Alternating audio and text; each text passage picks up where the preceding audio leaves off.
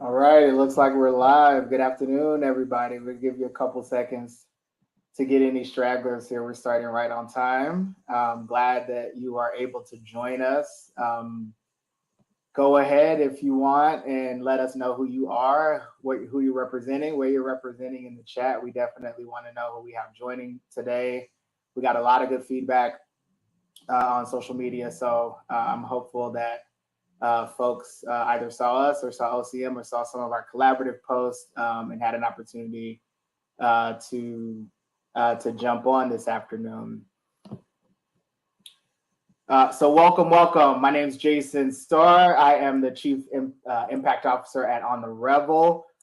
Just a little bit of a brief background. I have worked in public policy and advocacy in New York for the past 13 or so years. I come to this work first and foremost as a consumer, and I put in work in cannabis legalization on both the advocacy and the government side. So it's great to be with all of you here this afternoon. On the Revel, if you don't know who we are, we're a small business that since 2016 has created a multi-dimensional platform for opening hearts and minds to the business and community sustainability opportunities in legal cannabis. We hope to inspire ideation by showcasing the newest and most innovative cannabis technologies in research, science, finance, hardware, software, and celebrating the entrepreneurs like you who are defining the next generation practices and standards for the industry. And if you know Revel, we promise three things: a welcoming environment, thoughtfully curated and actionable content, and maybe most importantly, you're going to meet some dope people. And we have some dope people here with us today in conversation. Um, Want to give a shout out to my collaborators in chief: Lulu, Jacoby, Peter, Sol, Minu, Gigi. We're a small team with big ambition. And so we're all putting in a lot of work behind the scenes to do our events and to try to make sure we democratize this information for our community. So definitely want to give a shout out to the Revel team.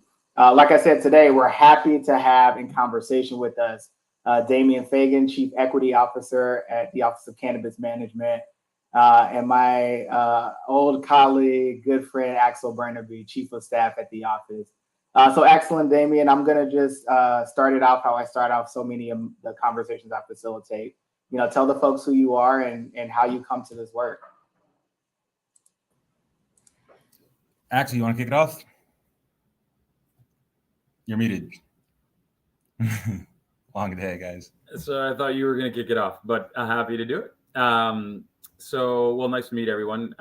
Came to this as a lawyer. Actually, my background is law and economics. My passion is antitrust, of all the sort of crazy kind of wonky things you can be passionate about.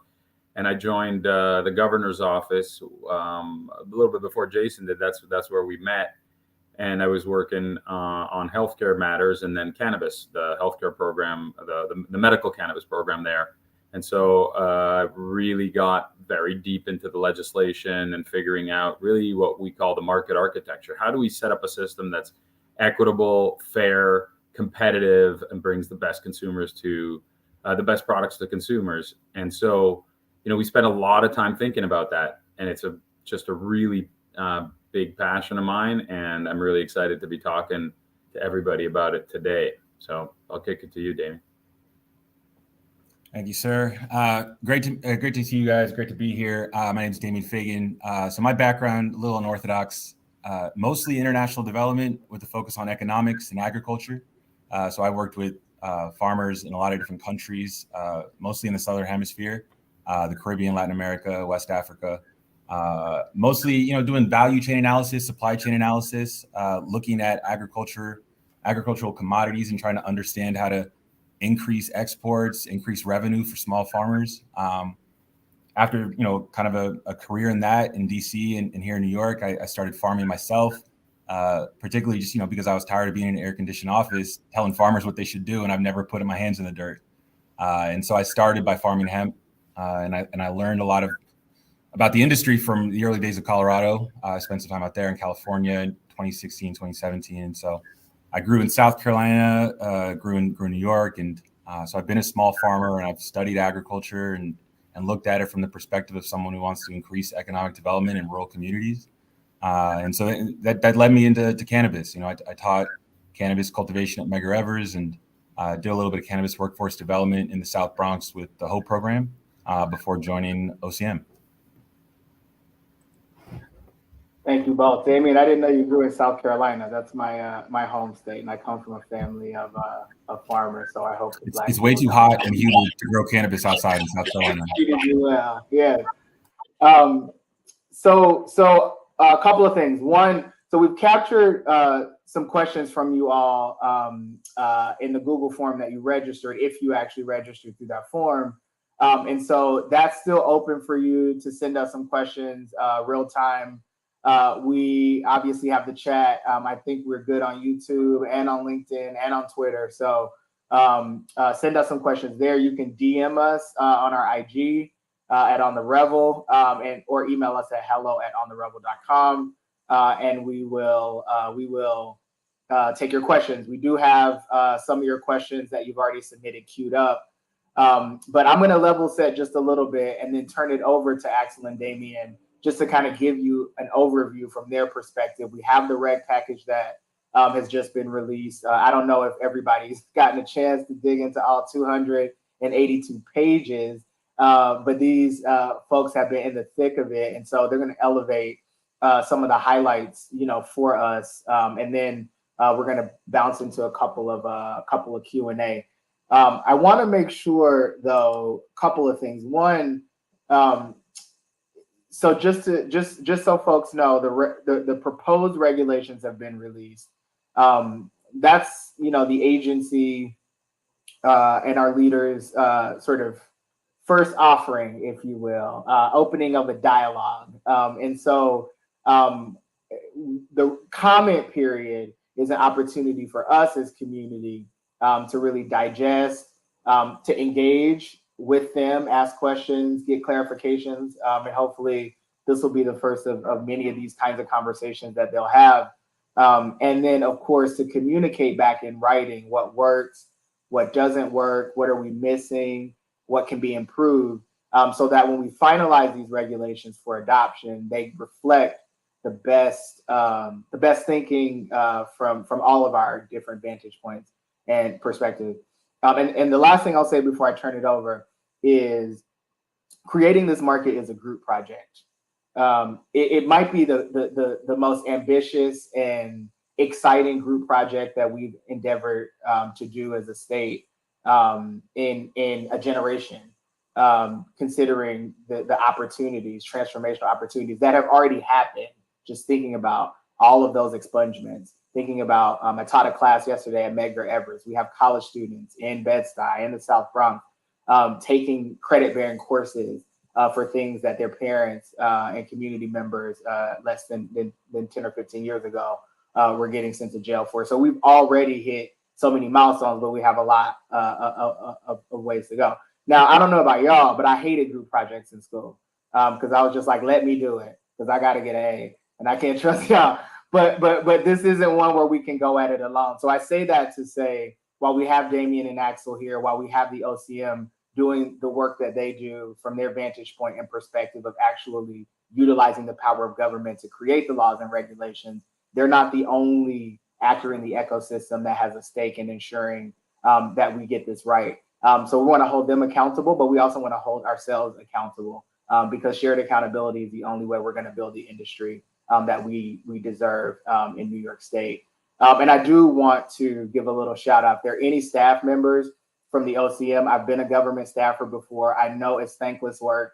So if you're out there watching, we just want you to know that we see the work that you do. We appreciate it. And we have a lot of trust that even though we won't agree always on methods and outcomes, that we are fighting the same battle for the kind of industry we want to have. So thank you both for being here, for being willing to engage publicly, and kudos to the many staff that we don't know and will never meet that are really putting in the sweat equity and not necessarily getting the benefit and the shine that they deserve. So with that, I'm going to turn it over for the first third so we can hear directly from Damian and from Axel.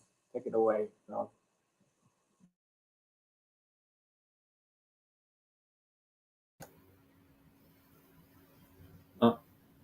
Damian, are you starting off? Yeah, you want me to start off? So we thought we'd kick it off with just a brief description of the vision for the regulatory package in front of you guys. I think that it's important for you guys to understand a lot of the thinking that's behind, that undergirds a lot of the provisions in there, and ultimately what we're trying to build, where we saw a lot of inspiration from, what kind of market we're trying to build ultimately. I think that talking directly to people who have a lot of sweat equity in this industry and want to see it succeed, and opening those lines of communication is key to succeeding in this endeavor as a state. So the first thing I'll say is that the two-tier market, that we'll largely talk about the two-tier market, how it'll interplay with social equity, and how it'll promote access and product innovation. But I want to talk about when I came into this role, I was horrified at the challenge in front of me in terms of delivering on access and protecting social equity applicants and business owners from predatory arrangements. I'm well versed in the kind of activity that was happening in other legal states. I talked to a lot of social equity operators over the years, tried to understand the challenges and barriers that they were facing. People who were sitting on licenses, they couldn't find real estate. People who couldn't get out from under a loan that they took on, or took on too many equity partners. And I've heard the horror stories over the last 3-4 years. And so when I was coming on board, I was super concerned that maybe the office didn't truly understand what was coming. And I was really pleased to see that we actually had a lot of these incredible antitrust provisions already kind of thought through, and a lot of really talented people had been thinking critically about how to protect ownership, true equity, so that we don't have situations where we have equity at the front, but the ownership structure in the back is entirely different.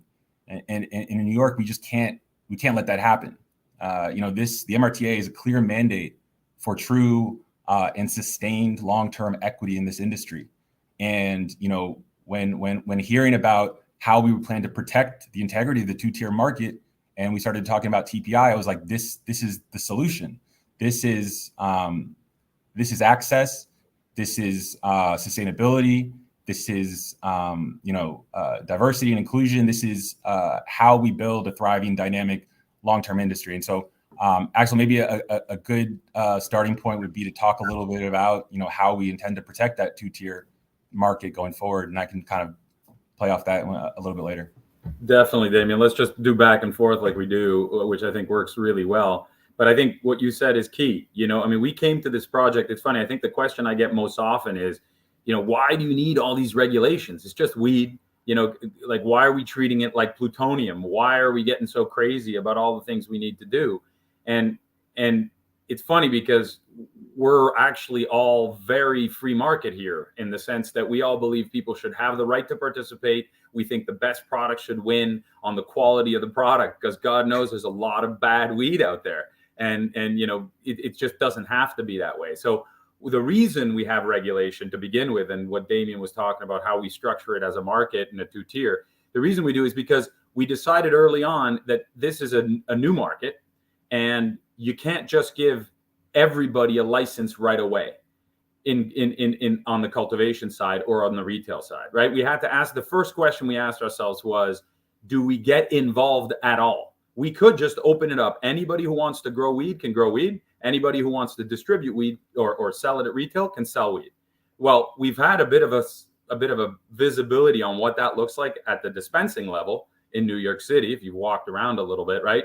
No regulation on the limit of retailers means what we have here. Means everybody loses their shirt. On cultivation, we've had experiences out west. And when we met with those states, the first thing they said was, just roll out your licenses on cultivation nice and easy. Doesn't mean you have to cap them. And we don't believe in caps. We don't think we know the magical number of licenses that are required to supply the entire market in New York. All we do know is that if we give everybody a license, everybody wants to get into this game. Everybody's going to jump into it. Everybody's going to grow. There's going to be too much product. The price is going to collapse. Everybody's going to lose their shirt, except for the people that have enough money to wait it out, spend the money to hold on, and then buy everybody up. So the moment we decided that we were going to avoid everybody losing their shirt, and we wanted to promote social equity, right? So give licenses to folks that have been disproportionately from communities that have been disproportionately impacted. The moment we made those two decisions, and frankly, those decisions were made for us in the MRTA and the cannabis law, we needed to start creating regulations that limited and rolled out licenses on a sort of on a rolling basis. And then you have to start saying who gets the license, what can they do with that license, and who can buy their way into what system. So that's how it all kind of started. You know, we're not big on over regulating. We're not here because we enjoy regulating and we like having a good time doing that. We're here because we're trying to protect small and medium-sized enterprises. So that's kind of what we all came up with. We said, what system out there, what kind of economic system exists that allows for the least concentration of power possible? That was our next starting premise. It was, well, we looked at a bunch of different industries and we said, boy, you know, look at this. Everything on the supply side, all the manufacturers are concentrated in 2, 3, or 4 large international conglomerates. I mean, we heard some MSO CEOs at MJ BizCon, you know, make the comment, which was not unfounded. Like any other industry, this industry will likely be rolled up and concentrated in 3 or 4 or 5 large producers in the years to come. Is that necessary? Is that an absolute certainty, or was there a system we could put in place, or that the law put in place, that allowed us to control for that concentration? And that's how the cannabis law was born. So very, very high level, you have some limits. You know, you limit the size of the grow. So if you think, you know, you've got the best growing technique and you want to have a 500,000 or 250,000 square foot grow, you're not going to be able to do that under the cannabis law and under the regs we propose. We're capping how big your grow can be. Is that fair? I mean, it is if you want to have a lot of small producers. And then, you know, the MRTA or the cannabis law caps the number of cultivator licenses you can have. So you can't stack them like in California. You can't start saying, I'm a cultivator and I'm going to buy my neighbor and my other neighbor. So we're trying to say, let's have small, medium-sized enterprises, good businesses, like serious businesses with serious revenue. And let's do that. So with those restrictions. And then the 2-tier is the vertical, which is if you're a cultivator or a processor or a distributor. So if you're in the supply side, you're building a brand, you know, you can't own retail. And so the closest model there is alcohol. So wine stores or liquor stores, right? The idea is if you're selling at retail, you know, you can't also be Jack Daniels or Jim Beam's. You can't be, you know, a supplier. You can't own that retailer, because if you do, what you're going to start doing is you're going to start selling only those brands, right? You're only really going to be selling whatever you're making. And so if you're concentrated at the supply side, you're going to be using your retail outlets to push only your brand. So those were the restrictions. Also, I'll pause there and let Damian, you know, take it back. But that's how we got there. You know, we're not looking to overregulate. We're just looking to protect the market. Yeah, and I think, you know, small businesses are the backbone of this country, and they're even more important in a place like New York City, where they're, you know, a gateway to generational wealth for immigrants for centuries here. And, you know, when you look across the legal landscape in cannabis and you see the consolidation and the speed at which it's happening, you know, it took other industries decades to ever consolidate that quickly. And there was a ton of innovation, a ton of, you know, mergers, acquisitions that happened over the course of decades, where, you know, the most competitive and highest value brands won. And so, you know, when we talk about small business, we're talking about access. And in a lot of other states, when you're thinking about, you know, what do I need to get raised, you know, in terms of capital, what do I need in terms of real estate to access this opportunity? You start going above 5 million. We all know who that locks out. It's particularly in a situation where they don't have access to traditional loans and SBA-backed loans and everything like that. And so, you know, small business access, you know, I think a lot of social equity operators in other states got sold on this dream that they're going to build this $10 million facility and they're going to have this brand, they're going to do that. And you end up having to take on all these loans that have high interest rates, and it's just unsustainable. You can't win that way. You can't actually build a long-term. You can't build long-term generational wealth just going into an industry with a huge capex like that. And, you know, I think that there's a lot of space in what we're building here in New York for entrepreneurs to access the ground floor and slowly but surely build that brand, build that business into something that can really last, long term. And, you know, in a place like New York City, one of the most diverse cities in the world, Like that access is key to building the industry that this state deserves. If those folks can't get into the industry and express themselves through this plant and through this industry, we're going to lose out on brands that could be celebrated worldwide decades from now. And I really think that that's key to remembering the importance of small business and access, especially for communities of color and small entrepreneurs. And so that's huge. Yeah, and so Damian, so real quick, following up on that, right? But how does, to Damian's point, we have all these local brands. I mean, we're not limiting it to local brands. We have regional, we have national brands, but we have a lot of brands in New York. We have a lot of people that know the product, that know how to farm it, how to package it, how to brand it, how to innovate it, and how to sell it. How do we make sure they have a role and they have a place to do it, right? So that's the two-tier model. The retail tier, which is the liquor store or the wine store, they're not able, they're independent, right? They're run independently. They're not able to take money from large brands or from institutional, California brands or verticals to place those products on their shelves, to prioritize those products. They can't do that. They actually have to go out and pick the brands that they think are most innovative, that they think consumers will want more. In some states, like in California, a lot of what you're doing at retail is you're selling your shelf space, right? You're getting exclusive deals from big brands that are coming in and they're saying, look, if you take only my product, or you take predominantly my product, or you put my product on this shelf and make sure you push it when the customer comes in, I'm going to give you money for that because I'm competing with all these other brands to get to market. I have the deepest pockets. I have the most money. So I'm going to pay you. And that's the way capitalism works, right? But instead, what we're saying is, what if, like in Washington State, instead of doing that, you put the power in the retailer's hand, and the retailer isn't incentivized by how much he's being paid to sell you a particular type of weed or a particular product when you come into the store. They're sitting there like a wine store and saying, look, I'm not getting paid to push this or that. I'm going to tell you about all the crazy products and all the small brands and all the New York type of brands and sustainable, regional, local brands that are really cool and that are doing really neat stuff.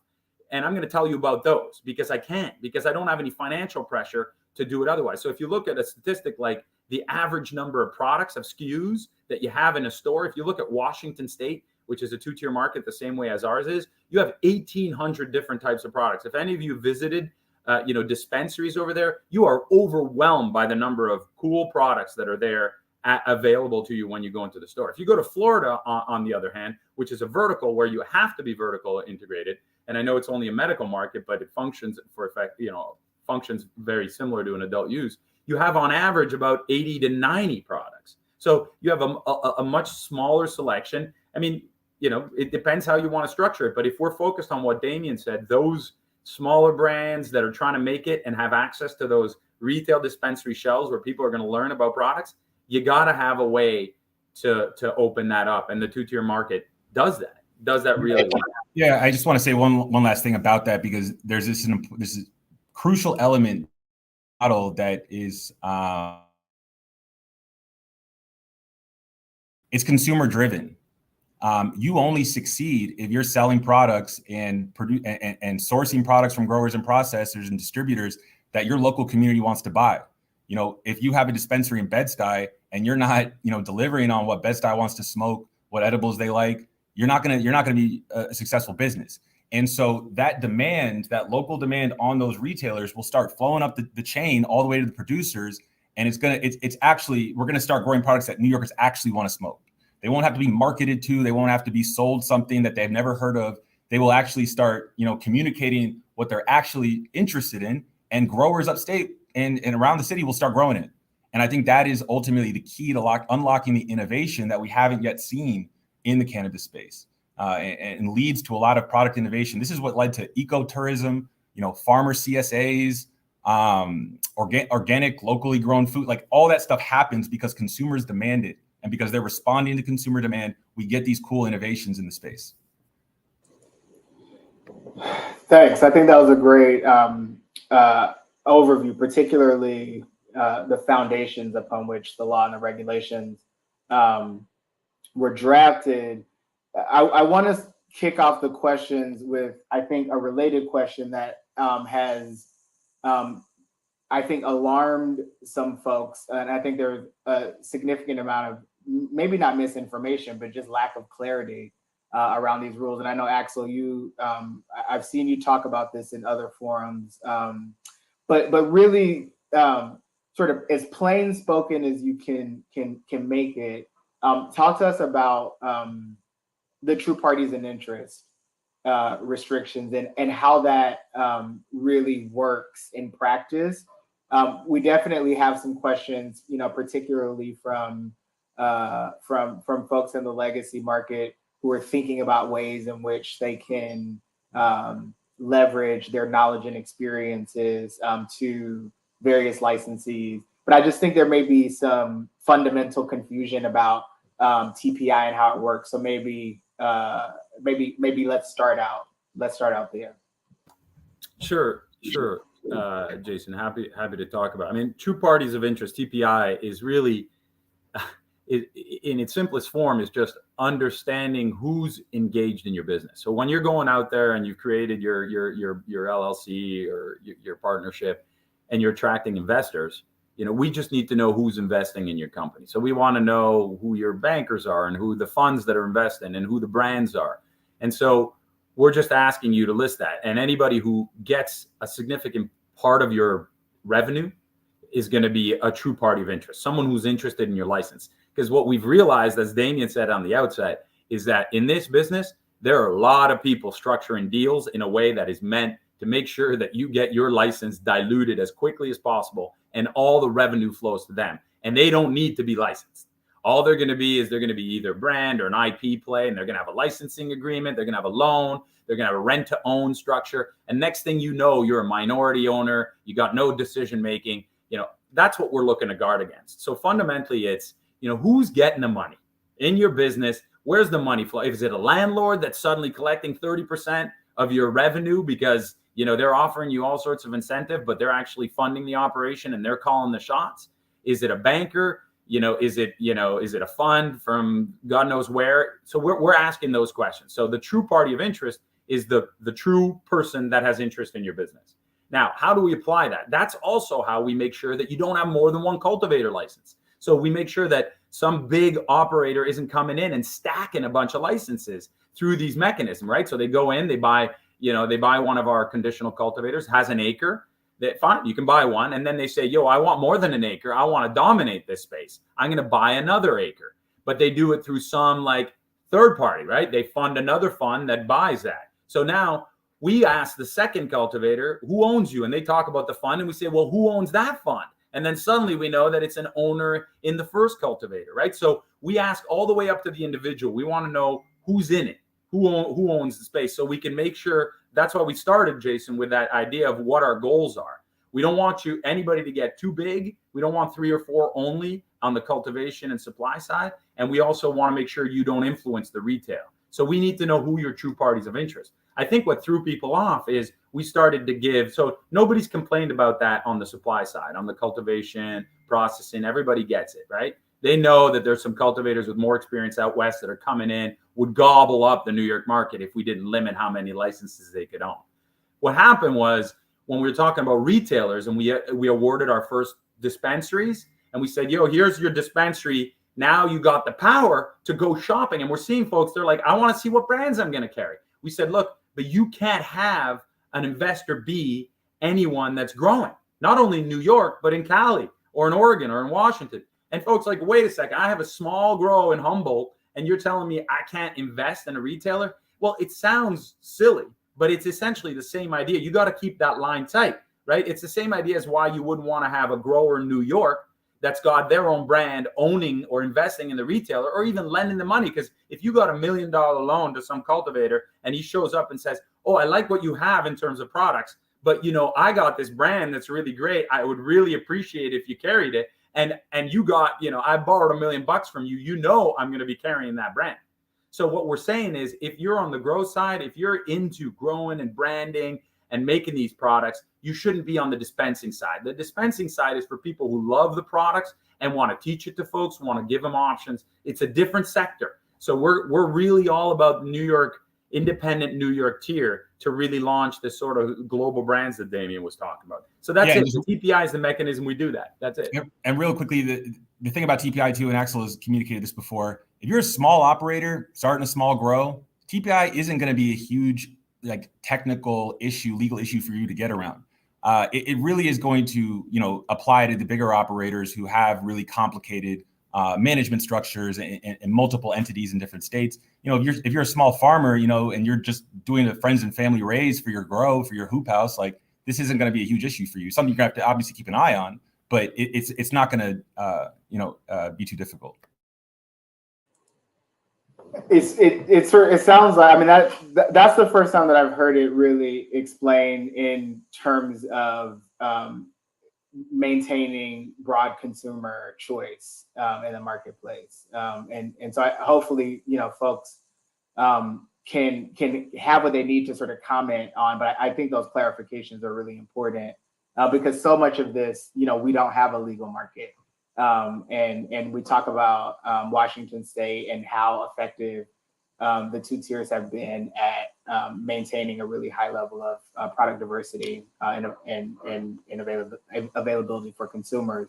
I'm liking what I'm hearing in terms of the thought process and those outcomes really being rooted in what's the consumer experience going to be in the market. I do want a related question too. I think there's some misinformation, misperception that the regs somehow prohibit or discourage white labeling.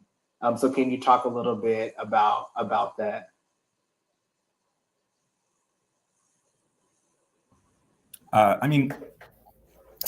White labeling. Oh, sound is going away crazy. White labeling for retailers is definitely, not going to be allowed. White labeling their own products, their own brand to sell on their own store shelves. But white labeling generally, we want to see as many brands white labeling with manufacturers as possible. We want to see what manufacturers can come up with in terms of product innovation. They can open the doors to a lot of small brands as well as large brands to sell product. So white labeling is going to be, a huge driver of the innovation that happens in New York. And I expect a lot of people who, know great product and have experience with the formulations and the chemistry behind it are going to have a lot of success in New York. I think the challenge for some folks is that the retailers won't have that opportunity to do it. And that's simply because of that two-tier structure that we discussed earlier. And jumping off on that, why people ask, like, why the hell, if I got, Joe's, or Ben's Bud, why can't I build my own brand of Ben's Bud? Well, because, effectively, you're going to have to go into the supply side. You're going to find someone to white label. So you're going to say, okay, I need to carry as much of Ben's Bud as possible. You're going to go find a grower, and you're going to, or you're going to ask a manufacturer to find a grower, get as much biomass as possible, put Ben's Bud on the packaging, and then you're going to buy as much Ben's Bud as possible, right? So now you've crossed the tiers. Now you're just, all you're really interested in is selling Ben's Bud. And what we're looking to do is have diversity. If you're in retail, if you want to promote a particular brand, you should be in branding. There's lots of opportunity. Like Damian said, it's great. Find some cultivators that have good product because you know your weed. Find someone that white labels and does processing cheap on per unit. Find some cool packaging, develop your brand, and then connect with all your retailer friends and be like, I got this great weed and you should carry my product. And you'll have as much opportunity to carry that across all the retailers because people aren't buying that shelf space. That's the key. Instead of just selling Ben's Bud at Ben's Bud store. Why would we want to do that, right? I mean, you're just limiting choice for everybody. So, but I'll just say, if you really believe that you've got the best genetics and that you got the best packaging and you want to do the whole enchilada from soup to nuts, no problem. We got you covered. We got you a micro license. You apply for one of those. We're going to give a bunch of those out, but we're going to cap how big you get, right? So if you're going in with super special genetics, really high-end flower, you don't need to be growing 20,000 square feet of greenhouse grow, right? We'll give you, I think we proposed, 3,500 mixed light, sort of indoor high light intensity grow, or 10,000 outdoor. You develop your product, you extract it or white label it, you package it, and you could sell it right there, or you could sell it at a different location. And if it really catches, then you start selling it at all the retailers, and then you go and you switch over and you do real branding, right? You partner up with cultivators and you sell to retail. So the truth is, white labeling doesn't really work unless you want to just have a cookie store, right? I mean, and it works for a couple people, but it's not a good economic model. So I think folks are thinking about it, just slightly kind of off, which is what I think the confusion is happening. But anyway, that's on what I do. Okay, I'm gonna pull up. So in the chat, in our DMs, and via email, we got quite a few questions around mold storage and testing, and I think they all or some at least emanate from a question around what's happening with the current grow that's been harvested. So what can you tell us about the product that we have in the supply chain already from our conditional cultivators and processors, and what the regs speak to with respect to testing both for that product and going forward? I'll jump in on that one, Damian, real quick. So we're getting great product coming in from our conditional growers. New York has one of the, if not the most aggressive testing standard in the country. We always had it. We have a reference lab called Wadsworth. It is the pride of the state. It is a state-run lab that's used by the federal government. And they've developed their own methods originally on how to test for all the right contaminants, the heavy metals, the pesticides, all of it, soup to nuts. We have a very, very aggressive testing protocol. That's all being applied to our processors and our cultivators. So right now, the harvest happened, everybody's dried and cured. Some folks are already starting to process.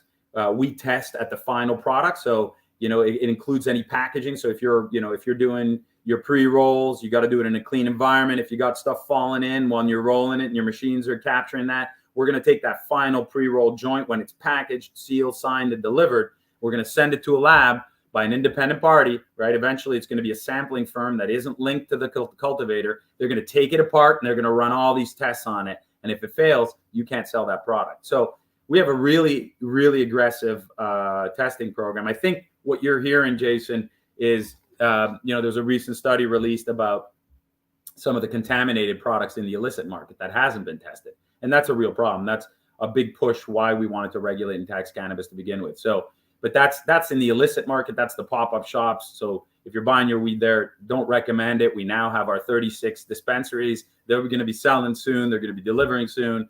And all their products going to be highly tested. So you don't have to worry about that. I'm not sure where that misconception has come about.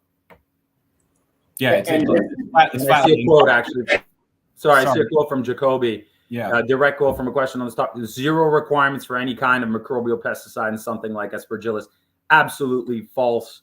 There is, I think at least 3 subspecies of Aspergillus, full microbial panel testing, pesticides, heavy metals, contaminants. I mean, just got to look at the regs. I don't know whoever had that just didn't look at the regs because it's pretty clear in the regs. They are 282 pages and written in a bit illegally. So part of what we're doing is translating that into the way that normal people talk. So fair point. I appreciate you correcting that. And there will be. I mean, there will be a lot of just misreads, and it's clear to you because you've written it and reviewed it many times. So some of what we want to do is, if we hear things that even we aren't 100% sure are accurate, just to get that clarification. So thank you for doing that. I want to shift gears a little bit, and this is going to be a little hodgepodgey because we're trying to take this live questions and also incorporate some of the ones that we had before. But we actually got, and I'm glad we got questions about this. But we got quite a few questions about the Community Reinvestment Fund, how it will roll out, what's the planning for that. I think it's just so folks know that we fought for equity on the front end in terms of access to ownership in the market, but we also fought for equity on the back end, and to make sure that the revenues are reinvested in community in a meaningful and impactful way. So Yeah, talk to us a little bit about community reinvestment. Give us any more information that you have about that than what has been released publicly already. Yeah, thanks, Jason. And I do want to give Jason a huge shout out here. One of the guys who fought for that 40% reinvestment number. So kudos to you, man, because that's such a huge win for these communities. I don't think people understand a lot of the first states that had language around reinvestment in these communities. It was like 1%, and 40% of what will be one of the biggest cannabis markets in the world is, and this is years of this happening. This constant inflow of revenue into those communities. So I'll start with the first thing that needs to happen before we get there. One, I want everyone to check out the advisory board meeting tomorrow. The advisory board will play a crucial role in allocating that reinvestment funding. But there's the first step in determining where that reinvestment funding is going to flow is defining communities disproportionately impacted. So my team here in the office in Albany has been working on this for a few months now, and so people understand why we're not done with the analysis yet. We have every marijuana arrest across the state from 1980 to 2020, and a lot of these early arrests, this is handwritten addresses, names, and so they were all digitized, and we have to go through 1.2 million individual arrests with address, race, ethnicity, and so that's what we're doing right now. And if you can imagine the misspellings in the data. Queens is a nightmare because of the addresses in Queens, but we're cleaning that data at a rapid pace because we got a lot of talented people here. And so when we're done cleaning that data and it's ready for analysis, we are going to actually release a lot of that publicly on a map, map out where our communities disproportionately impacted are actually located. And it's not going to be unfamiliar to a lot of people who live in New York and who are from New York. We're talking Canarsie, South Bronx, East Buffalo. And so once we define those communities, that is the framework for which those are the communities that are going to get that reinvestment money. It'll be projects in those communities that receive that funding, that funding flows into. And so the tax revenue, 40% of all the tax revenue going forward every year annually will be appropriated for grants and projects in those communities that directly benefit people in those communities. And so a lot of that work will be done at the advisory board. I'll obviously be involved with that, and so hopefully, we really want to support some, really innovative programs with this tax revenue, reentry services, educational opportunities, scholarships, infrastructure projects. I think I've seen some great work being done in Illinois right now with just people giving people money to buy homes. 70% of New York City rents. If we can use some of that money to help people, translate that to real home ownership, that's incredible. And so we're going to have a lot of, it's going to be open and transparent. A lot of the community is going to be involved with, what projects they want funded. But there's still a lot of work to be done till we get there. Obviously, we haven't generated much tax revenue just yet. But next year, that work will start for real. So get your projects, ideas ready. So we can start petitioning for those funds in community. And I do want to reinforce, myself, I don't have an aspiration to be an operator or a licensee, right? But I consider myself a part of this industry because I do have a lot of ideas and I'm cultivating a lot of ideas with my neighbors about what that reinvestment fund could look like. And that was such a big part of this industry. So if you're out there and you're watching and you do advocacy work, you do community facing work, you are a part of this industry as well. So we have to do the work of destigmatizing and closing the knowledge gap, but just reinforcing that we're not just building an industry for operators and consumers, but really one that's built on foundationally addressing the harms of the war on drugs.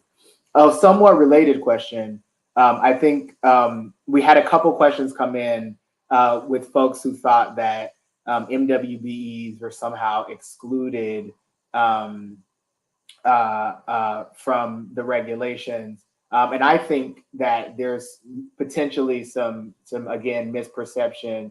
The law itself, of course, broadly sort of recognizes MWBEs, minority and women-owned business enterprises, service-disabled veterans, disadvantaged farmers, as broad classes of categories of folks. Can you just talk a little bit about some of the ways in which you are further defining directly impacted community on the front end in terms of access to social equity programs and the like? Well, yeah. So, all social equity groups will have access to once they're ready to be deployed, loans, low interest loans, grants, technical training, expertise, a lot of deferred annual fees for the licensure, fees cut in half.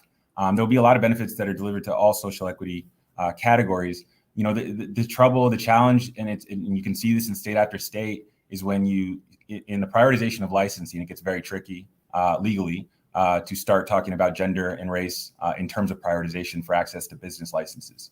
And so, communities disproportionately impacted and folks with marijuana arrests from those communities, that's our number one priority for access to business licenses. That is the race and gender neutral category. MWBEs, obviously not race and gender neutral.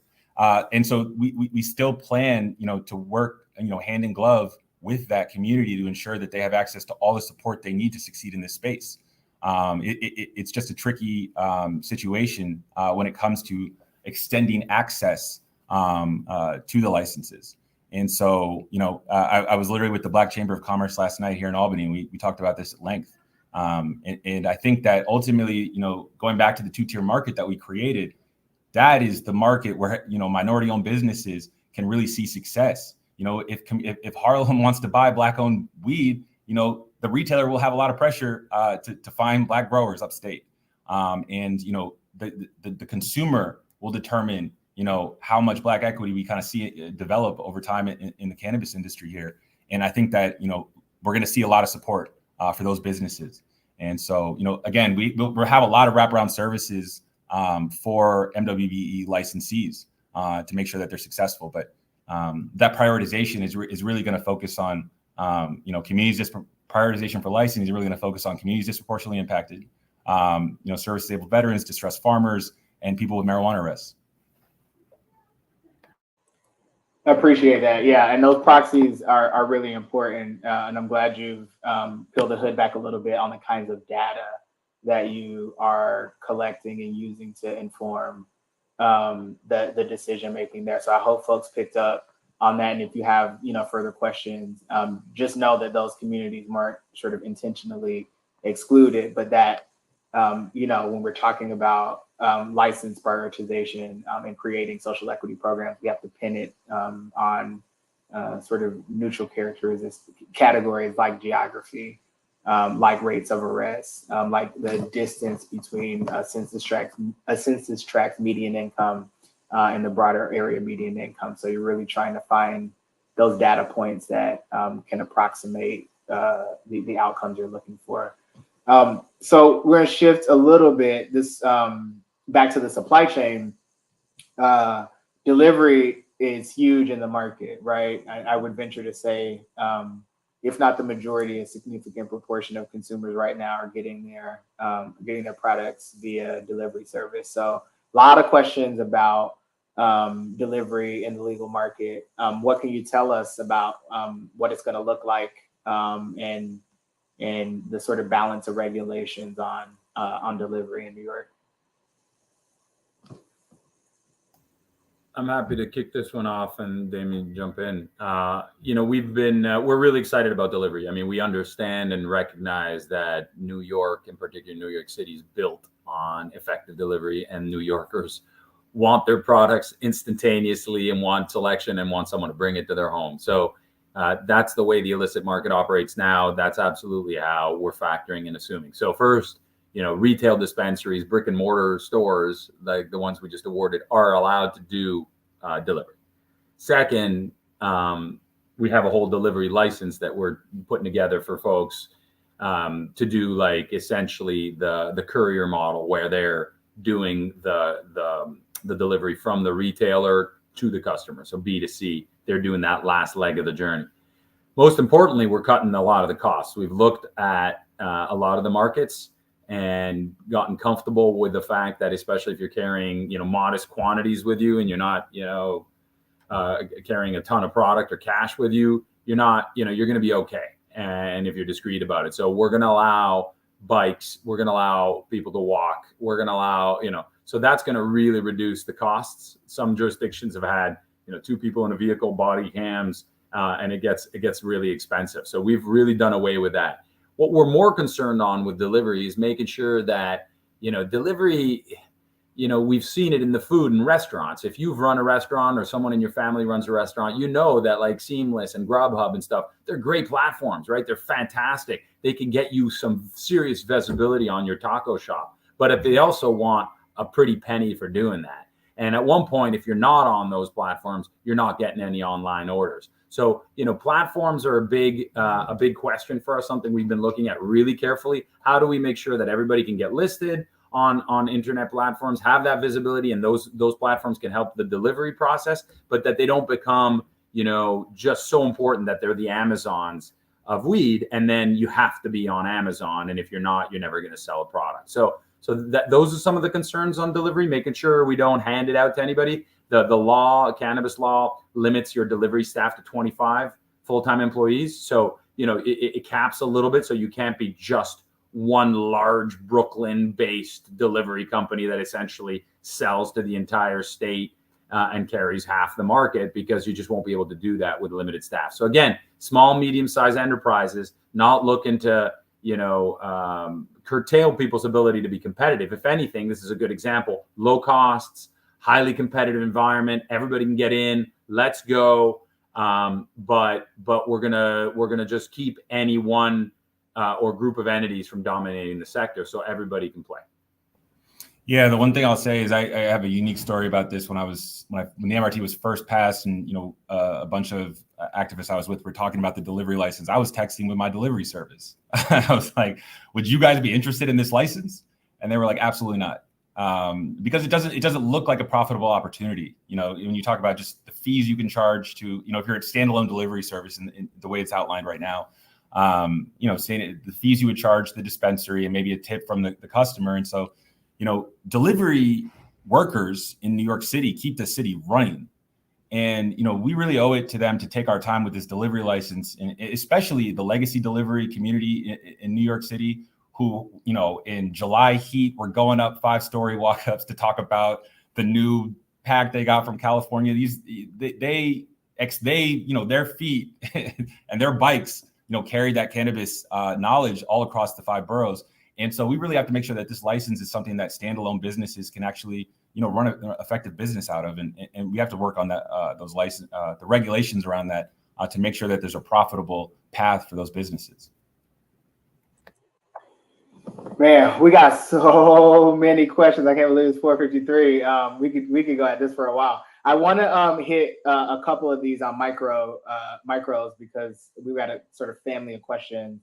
I think, in addition to just kind of talking a little bit more about the potential and vision for how micros fit in the ecosystem, we do have some specific questions about siting.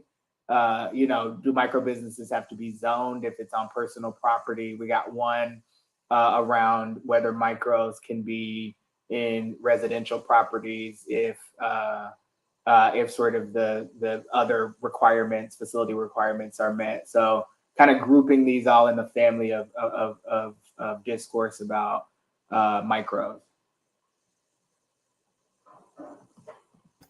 Well, Jason, we don't provide any legal advice here on our show, and so take everything we say with a grain of salt and consult a lawyer on what's appropriate. But look, the way to think of a micro license is very much like a craft brewery. So it is a cultivator license. Fundamentally, it's a supply side license, right? Like a brewer with some retail privileges. So that's how you think about it as a structure, as a license. And then the retail privileges are a retail site. So you can either get your great genetics, do your rosin, package it in some really dope packaging, and then sell it to other retailers, or you can retail it yourself. If you retail it yourself, you're now a retailer, or you have those retail privileges. That means all the retail rules apply to you, right? So you can either do it where you're pressing your rosin or growing your flower, or you could do it somewhere else, which is pretty cool, actually, because you can now do it, in a different location. But that location is going to have to comply with the codes and the local businesses, right? So you're going to have to, you can't start having, and you could deliver, right? So you can't start delivering out of your backyard. You can't start, having people show up on your doorstep if you're not zoned for retail business. I mean, we got local zoning stuff, right? The city's got like retail zoning requirements that you're going to have to follow. You're a business, you're selling consumer products. So no, you can't do it from home. Sorry, but you could do it from some, pretty cool low rent spot if you think people will come. Hell, we even allow retailers to have social consumption.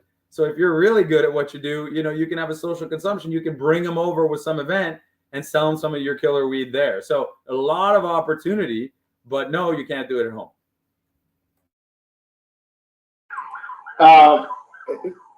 Is there a distinction between micros selling only their own brand, and as opposed to other retailers not selling their own brand but selling everyone else's brand? Yeah. So I guess micros are selling their own brand. Micros are just selling their own brand, right? They're selling their own stuff. Yeah, remember, right? They're cultivator with retail privileges, right? So they're essentially a brand, but we're saying you got some special stuff, small scale. You want everybody to notice. You want people to pick you up. We're going to let you go right to consumer. That's the kind of brewery model. And for there's a couple of questions here too. Just noting that sort of some of the high barriers to entry like real estate costs, et cetera. Will there be provision for special use permits, event permits, that kind of thing? So some dispensing could be done offsite from a retail location, but under some kind of event or special permitting. Yeah, I mean, there's still a lot of innovation to come with the way we roll out the on-site consumption license, and I think that part of the reason it's taking us longer than the current regulations to come up to finalize those is that we want that license to hit a lot of different business types, business models, encourage a lot of entrepreneurial activity for restaurants, for events, for movies. There's a lot of things you could do with it, and that's why we're taking our time with it, because we think that a state like New York with a really dynamic on-site consumption license that could provide for those temporary events and the like really will explode, and expand the cannabis market in ways that we haven't seen in other states. And so we want to take our time with that one. All right. We are 2 minutes out. And your staff is definitely got us on, all of our support staff got us on, You're running a super tight ship, Jason. Great work. A good timeline here. So I think I got one, final question for both of you before we close out.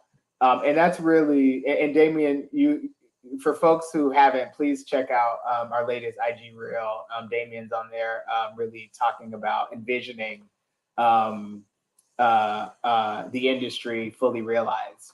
So I want to give both of you an opportunity. Quickly, give me the 30-second version of in your own words, what does our New York market look like in 5 years when hopefully it's fully realized? Yeah, I'll kick us off, Axel. So yeah, in that reel I was about, before I joined OCM, I was talking about, the potential for really seeing the communities, the very diverse communities of the 5 boroughs being represented in these businesses. You're going to see a lot of different cultural expressions through cannabis if they're activated, and only if they have access. And if you're talking about expanding the market and reducing stigma, because a lot of those communities a lot of the immigrant populations in New York have a lot of stigma and fear around cannabis. If we activate their entrepreneurs to start, translating their culture and their history through that business opportunity, they can see it for what it is, which is a fantastic, plant and business opportunity for generational wealth. That could really change a lot of hearts and minds across the world. That changes how they talk to their relatives back home in other countries. It'll impact what London's legal cannabis market looks like, and Berlin's, and all these other diverse cities. We really have yet to see what cannabis could be, because a lot of those communities haven't been, given a pathway into the industry. And I think that, that vision I kind of articulate there has always been a guiding light for me, because I go to these dispensaries and other stores, I don't see these cultures or these people represented, and I'm just curious. I just want to know. I want to see it. I also want to see what Black women have to say in cannabis, because they haven't been represented in a substantive and impactful way in other legal markets. Because I know they love weed. I know they can sell it. So I want to see what brands they can develop and what kind of products they can come out with. And so, that's what I really hope to see 5 years from now, is just a diversity and inclusive industry with all these amazing stories and products that, could eventually be on the shelves of stores in Australia, stores in London. They could be worldwide, and they could have been, they were started here in New York, and they're New York business and New York brands that we're exporting all over the world. That's what I want to see. I couldn't have said it, any different. I 100% agree. And the secret to doing that is the 2-tier system and TPI. That's what I'm talking about. That's how you get this done. Imagine we got 36 operators that have retail dispensary licenses. Over the next 6 months, they are going to scour the country and the world for the best products. And they're going to set up, we're going to have, a somewhat limited number of retailers, because there are distance requirements, and we're rolling them out slowly. They're going to have time to build a business. They're not going to be competing like in the illicit market right now with 1 million pop-up stores. They're going to be able to pick good brands. People, the 60 million tourists we get every year that come in, are going to see the products in their stores. They're going to be high-end quality stores. And think about the folks that just got this. These are folks that had a conviction for cannabis, cannabis possession or arrest, and ran a business, right? So the folks that know how to run a business, that come, 70% of them come from the kind of communities that we're talking about. They're going to pick the brands. So when Damian says, I want to see those brands reflected in those dispensaries, it's because the folks that own those dispensaries are going to go out and talk to their friends and their growers and the people they know, and they're going to be choosing the brands they believe in. And then the 60 million tourists that are going to come into New York are going to go into these stores and see what we have to offer. And they're going to take that home, and they're going to take that away, and they're going to be blown away. And the United Nations is going to come on their, September United Nations, and they're going to walk into these stores and they're going to say, what the hell is going on in New York? These stores are unbelievable. It's not one brand pushing the same product only. It's this crazy diversity. And the bud tenders are going to be excited, and they're going to tell them, this is a sustainable regenerative product that comes from only about 30 miles away, grown from, minority women-owned business. That's all about this and that. And it's going to be a fantastic story. I think we can do this, but we all have to stand united in making sure that we keep our market architecture, that we keep our 2-tier system, right? That we defend that, and we have these restrictions that really favor small and medium-sized businesses. If we do that, we will have the most vibrant market in the world. It's going to be phenomenal. So I totally agree with you. You do not lack passion. And based on our conversation today, also skill, intellect, and good work ethic. So, all personnel is policy, and I think we're off on the good foot here in New York by having the right leaders in the right places. So, thank you, Damian. Thank you, Axel. Thank you, Sierra, who you can't see, but who is so instrumental in pulling us all together. Again, thanks to the Revel team. Of course, we didn't even scratch the surface on all of the questions that we had. We had so many folks reading through. So apologies if we didn't get to your question, but we're going to keep working to help find answers. Like I said, we hope that Damian, Axel, and all the colleagues at OCM continue to get out in community, whether it's in person or virtually, and really blanket the state and make themselves available for these kinds of conversations. Thank you all for tuning in. If you enjoyed it, if you want us to do it again, let us know. Follow us on Instagram at On The Revel. Like and subscribe to our YouTube. All of our prior content is there for you for free. Our signature talks, our dope people interviews from all of our previous events, there for the taking. Definitely hit us up on ways in which we can continue to help serve this community. We've talked about potentially doing a study hall to go through the regs every Friday. So if that's something you'd like to see, let us know before I go and sort of start to do that on a weekly basis. But we know that information and knowledge is real power. So that's where we fit in as Revel. Everybody also got an opportunity to join our new platform. It's pinned in the link in the chat. For us, again, meeting dope people, building connections, whether they be B2B, B2C, whether you're kind of curious all the way through to having read the regs back and forth 2 or 3 times already. We know that there's something for you in our community, and it's really just connecting with people who have the same value and ethos. So we encourage you to do that. And last but not least, save the date, Saturday, February 25th, Revelry 14, the winter conference, going to be at City Tech in downtown Brooklyn. I mean, if you came to the block party, if you didn't come to the block party in August, boo on you. If you did, what we have in the hopper for you for winter conference is going to blow your mind. And so we hope that you'll join us there. And yeah, again, thank you, Damian, thank you, Axel. And we hope everyone has a good end of the week, good start to the holiday season. Y'all be well, be blessed, and stay dope. Thanks, guys. Thank you so much. Good talking, everyone.